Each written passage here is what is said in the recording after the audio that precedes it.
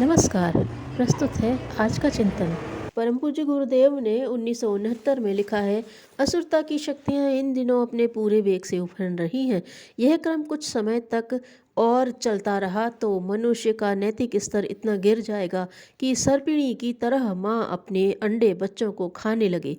खूनी भेड़ियों की तरह पुरुष एक दूसरे के रक्त पिपासु बन सकते हैं। क्या शिक्षित, क्या अशिक्षित, क्या गरीब और क्या अमीर, दोनों ही वर्ग अपने अपने ढंग से ऐसे पैंतरे बदलते रहते हैं कि उनके संपर्क सानिध्य में रहने वाला चारों कोने चित्त हो जाए। उदारता और कर्तव्यपरायणता का, संयम और सदाचार का बुरी तरह लोप हो रहा है और दुष्टता सफ़ेद कपड़े पहनकर अपना विस्तार सुरसा के मुंह की तरह बढ़ाती चली जा रही है। दुष्टता बढ़ेगी तो विपत्ति के रूप में उसकी प्रतिक्रिया उत्पन्न हुए बिना भी न रहेगी।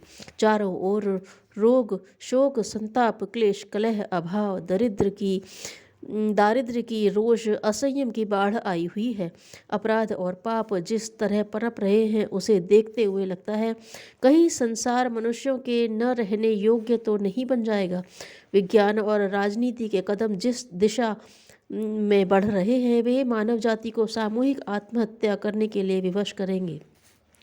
आश्वासन, यह सुंदर संसार भगवान का बनाया हुआ है। अपनी इस महान कृति को वह ऐसे ही नष्ट नहीं होने दे सकता। गीता में दिया हुआ उसका आश्वासन है कि धर्म के प्रति ग्लानि और अधर्म का अभिवर्धन होने पर मैं साधुता की रक्षा और दुष्टता का शमन करने के लिए संतुलन स्थापित करने वाली शक्तियों को अवतरित करता हूँ। अवतार की प्रक्रिया। ऐसी ईश्वरीय शक्तियाँ एक विचार प्रवाह एवं कार्य प्रवाह के रूप में अवतरित होती हैं। उसमें असंख्यों का सहयोग होता है।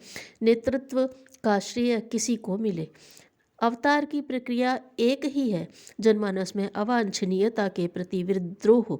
अवतार का यही वास्तविक स्वरूप है। इसमें कोटि कोटि व्यक्ति संलग्न होते हैं।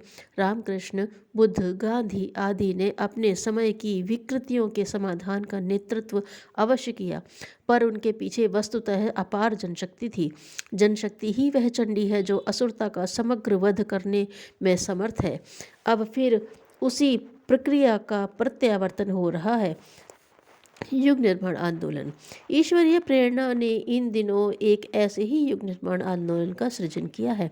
इसका उद्देश्य जनमानस की विपन्न विचार शैली को बदलकर फिर विवेक और औचित्य के आधार पर सोचने और करने का अवसर प्रदान करना है। जड़ विचार मन में सन्निहित हैं, पर विचारों के साथ क्रिया संबद्ध है और क्रिया सुधरे तो परिस्थितियों के सुधरने में कुछ देर नहीं लगती। अस्तु विचार परिवर्तन का एक विश्वव्यापी अभियान इन दिनों आरंभ हुआ है। यद्यपि उसका स्वरूप असुरता के विशाल कलेवर की तुलना में नगण्य जैसा है, पर जो सच्चाई की शक्ति जानते हैं उन्हें यह विश्वास करने में कठिनाई नहीं होती कि छोटे से प्रकाश के आते ही अंधकार का विशाल कलेवर गल जाता है और छोटी सी चिंगारी सुविस्तृत वनों को जलाकर राख कर देती है। विवेकशीलता का तेल और औचित्य के कपड़ों को लेकर मशाल जलाई गई है, वह यूं ही बुझने वाली नहीं है। यह अपने युग की महानतम आवश्यकता एवं ईश्वरीय इच्छा पूरी होने तक जलती ही रहेगी। उत्कृष्ट आत्माएं जागृत हो। स्मरण रखने योग्य यही है कि वास्तविक शक्ति दैवी प्रेरणा और ईश्वरीय अनुग्रह की होती है। इस शक्ति का अवतरण उत्कृष्ट व्यक्तियों में होता है और वे शरीरगत व्यक्तिगत व्यक्तित्व से ऊंचे उठकर आगे बढ़कर दैवी प्रयोजन की पूर्ति के लिए आगे आते हैं। ऐसे अनुगामी कदम परिवर्तन की महती आवश्यकता को ऐसी खूबी के साथ संपन्न करते हैं कि उनके कर्तृत्व पर स्वयं उन्हें आश्चर्य होता है और संसार चकित रह जाता है। युग निर्माण का सौभाग्यशाली ऐसी ही जागृत आत्माएं पाती हैं। असुरता भरी तमसाच्छन्न निशा का अब अंत होने जा रहा है और उसके स्थान पर ज्योतिर्मय प्रभात के उदय की संभावनाएं उग चली हैं। यह संधिकाल प्रभात की उषा लेकर आया है। मंदिरों में शंख निनाद हो रहा है कि सजग आत्माएं जगें और अपने पुनीत धर्म कर्तव्य में संलग्न हों। युग निर्माण योजना एक शंख निनाद है जो संस्कारी व्यक्तियों को जगाने और उन्हें प्रभातकालीन कर्तव्यों में जुटने का उद्बोधन कर रहा है। परम पूज्य गुरुदेव की आशाएं। युग निर्माण परिवार के परिजनों में अधिकांश सुसंस्कारी आत्माएं हैं। उन्हें प्रयत्नपूर्वक एक टोकरी में संग्रह किया गया है। यही हमारा परिवार है। इससे नवनिर्माण की भूमिका संपादन करने की, अग्रिम मोर्चा संभालने की हमारी आशा अकारण नहीं है। उसके पीछे एक तथ्य है कि उत्कृष्ट आत्माएं कहीं मलिन आवरण में फंस न जाएं। समय आने पर वे अपना स्वरूप और कर्तव्य समझ लेती हैं और दैवी प्रेरणा एवं संदेश को पहचान कर सामयिक कर्तव्यों की पूर्ति में विलंब नहीं करती। अपने परिवार को भी यही सब करना है। विचार क्रांति विश्व शांति के लिए आवश्यक। सारी विपत्तियां दुर्बुद्धि ही उत्पन्न करती हैं। अवांछनीय विचारणा ही है जो नरक की परिस्थितियां उत्पन्न करती है। समस्त सुविधाएं होने पर भी यदि विचार पद्धति सही न हो तो व्यक्ति केवल दुख पाता रहेगा और संबंधित लोगों को दुख देता रहेगा। हमारी शारीरिक, मानसिक, आर्थिक, पारिवारिक, सामाजिक, राष्ट्रीय, अंतर्राष्ट्रीय विपन्नताओं का कारण और कुछ नहीं, केवल लोकमानस की अशुद्ध दिशा ही है।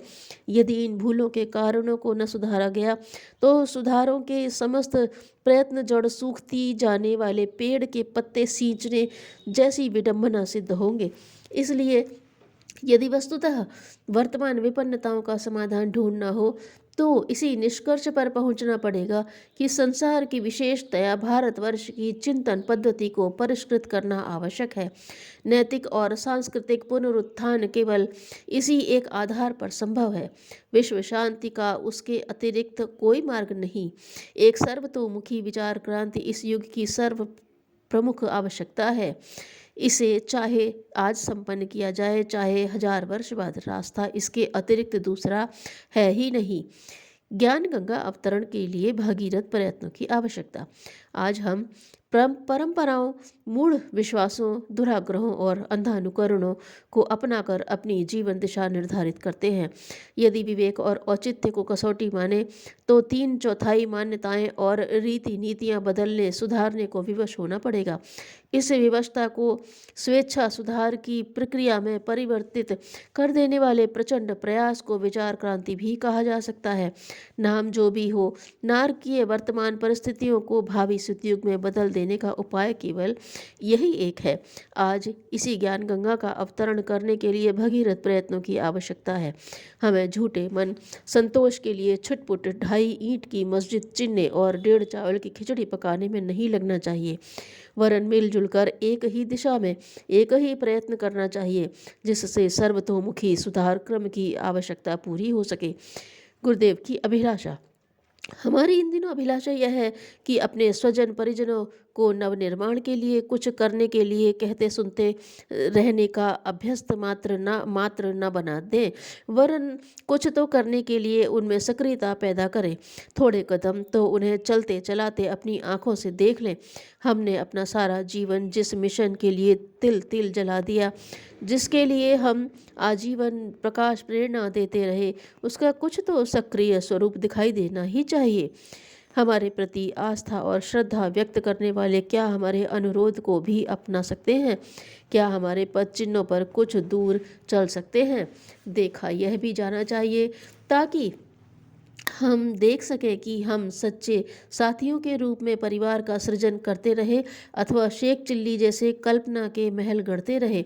इस परख में वस्तु स्थिति सामने आ जाएगी और हम अपने परिवार के साथ जोड़े हुए प्रश्नों की यथार्थता, निरर्थकता के संबंध में किसी सुरक्षित निष्कर्ष पर पहुंच जाएंगे। हमारे मिशन से प्यार करें। जो हमें प्यार करता हो उसे हमारे मिशन से भी प्यार करना चाहिए। जो हमारे मिशन की उपेक्षा, तिरस्कार करता है, लगता है वह हमें ही उपेक्षित, तिरस्कृत कर रहा है। व्यक्तिगत रूप से कोई हमारी कितनी ही उपेक्षा करे, पर यदि हमारे मिशन के प्रति श्रद्धावान उसके लिए कुछ करता सोचता है तो लगता है मानो हमारे ऊपर अमृत बिखेर रहा है और चंदन लेप लगा रहा है। किंतु यह केवल हमारे व्यक्तित्व के प्रति ही श्रद्धा है, शरीर से ही मोह है। उसी की प्रशस्ति पूजा की जाती है। यदि मिशन की बात उठाकर ताक पर रख दी जाती है तो लगता है हमारे प्राण का तिरस्कार हुआ, केवल शरीर पर पंखा डुलाया जा रहा है। राष्ट्र चेतना जागरण जरूरी।